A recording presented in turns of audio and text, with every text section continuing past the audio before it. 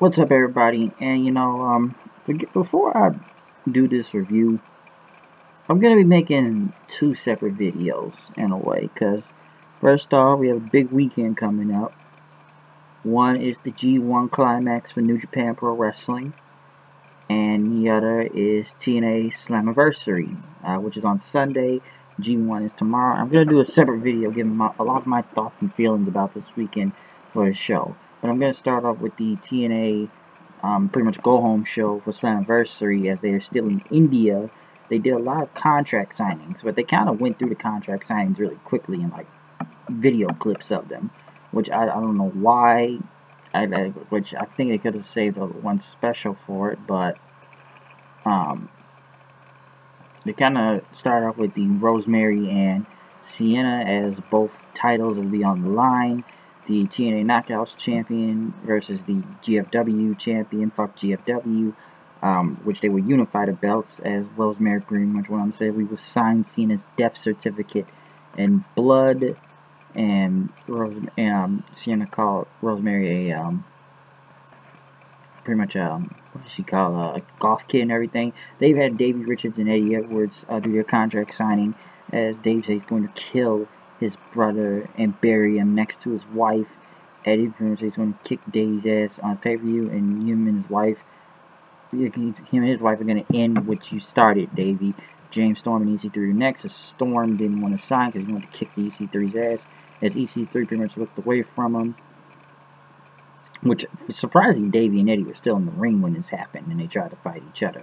But EC3 said he's going to lash out on Storm, this company, and the people that, feel the true emotion he has is left in disgust. And he's going to tear Storm apart from flesh to bone, because he said this company needs a Carter. As Storm said, I don't better tell your family you have to watch Slammiversary, because he's going to beat him with that strap and whip his ass all over the place, because he's been here for 15 years and he is the cowboy mother effing James Storm, and he's sorry about your damn luck. And they pretty much had EC3 and Bobby Lashley do their contract signing, which it could have made a little more special. But I don't know why they need Bruce Pritchard out there during almost every other segment, which they pretty much made a tag team match. Well, 8-man tag. They thought it was a 6-man, but then it's an 8-man tag. And Sheer and Congo Kong in there, which kind of didn't make any sense. I get the, hype before you got to do a tag team match, but this didn't make sense to why they did this. Then we went back to, pretty much back to the, it's in India and everything. Trevor Lee and Low Key versus Matt Sydal and Sanjay Dutt, which was actually a really good tag team match.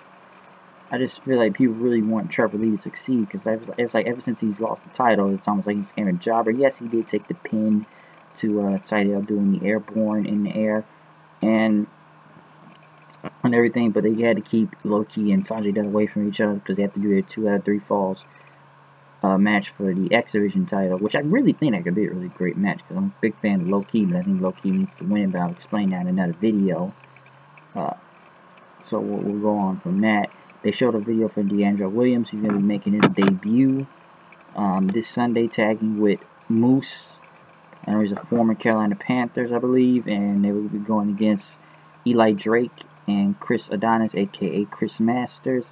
As those guys actually went against the Mumbai Cats. It's pretty much a squash match. Eli Drake getting the Celtic Cross for the win. So at least they're trying to, get this over.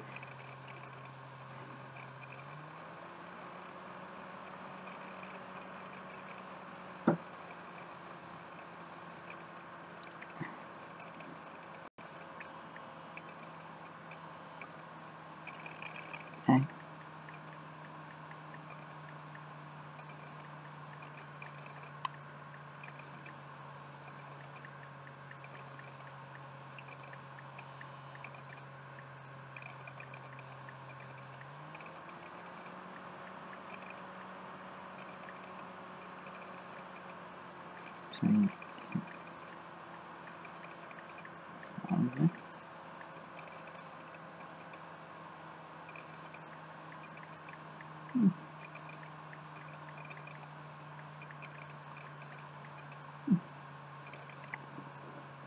My bad. Kind of coming off. I was at the Moose thing. I had to take a message real quick, but continuing through this whole video right here, like I said, it'll be a tag match with those two. We'll see how that goes and see if DeAndre Williams has what it takes, which he actually seems kind of determined and actually he's taking this thing seriously. Also this Sunday with Bobby Lashley versus Alberto El Patron for the world title. El Patron will have his father Dos Caras with him, as Bobby Lashley will have King Mo on his side. For the Slammiversary. Rockstar Spud with Ian's Swoggle in a Indian street fight, I believe it was called, which the match was somewhat fun in a way, with Swoggle getting the pin, even doing a Doomsday device with Kumar, I don't know, the little referee, and even he did a Celtic cross to a table to get the pinfall victory. And so they did that.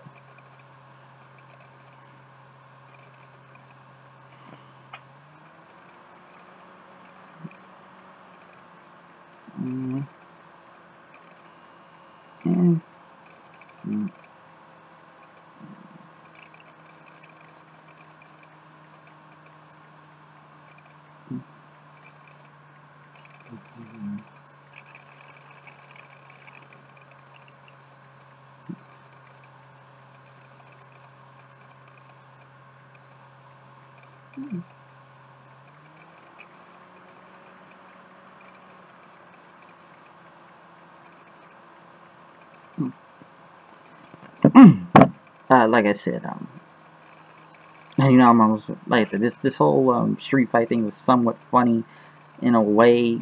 Some people may have didn't like it. It was just kind of hokey. And Swoggle, some say he actually can do a legit match. If you remember the WLC match, which I actually was at that pay-per-view, so maybe I was at that one. I think it was. I don't know if it was Extreme. I don't think I was at that one, but it was actually a good match in a way for what they could make out of it.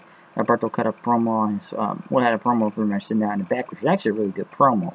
With him talking about his father coming home as he wrestled all over the world and always helped him with his homework and everything.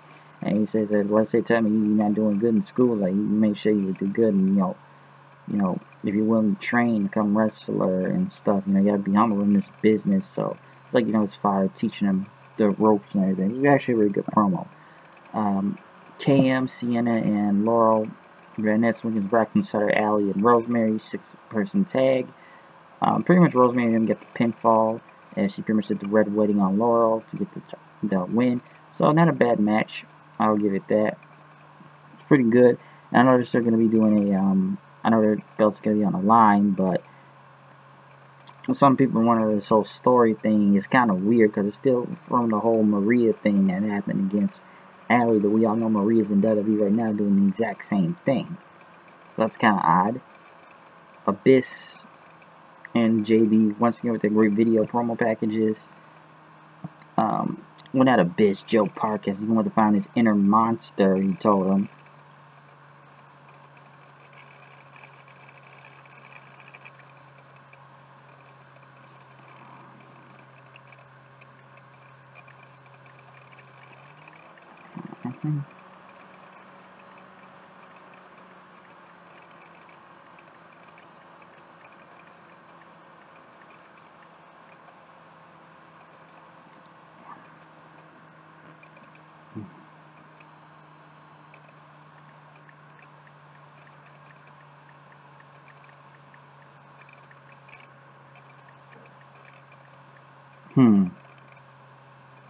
Sorry about that. I'm really messing up on this review. I guess Joseph Park was able to get, I guess he got Abyss's old weapon, Janice, for some reason. I guess that's going to help him find his inner monster this Sunday. But that's going to actually be an interesting match, because they have a lot of build to that. As they hyped up more of the matches for Slammiversary, we had the main event with Bobby Lashley EC3, Davey Richards and Congo Kong versus El Patron, James Storm, Eddie Edwards, and Mahabla Shear, but he got the crap kicked out of him in the beginning of the show when the match started, so it was a 4-on-3, which actually was a really good 4-on-3 match until Shearer came back kind of like a hero's return in a way. He got the hot tag, crowd went crazy, started taking out everybody, even the nephew on Bobby Lashley, which was kind of crazy. And then They pretty much ended up with El Patron hitting the foot stomp on Congo Khan, picking up the win, hyping up this Sunday for Slammiversary. So it was pretty okay go home show. Mostly a lot of contract signings, and doing some 8-person tag, which we see a lot of these tag matches. It's always a go home show for some reason with any type of company, but we'll see what happens this Sunday. I'm not sure what's going to happen for TNA, and I'm going to explain that in another video, giving my full rundown of all the matches happening this Sunday, as well as the G1 for New Japan Pro Wrestling. But we're going to see what's going to go down. I just wanted to get this review going for the go home show Sunday. We will have live reactions for both shows, really. So I'm out here. I'll see you guys later. Peace.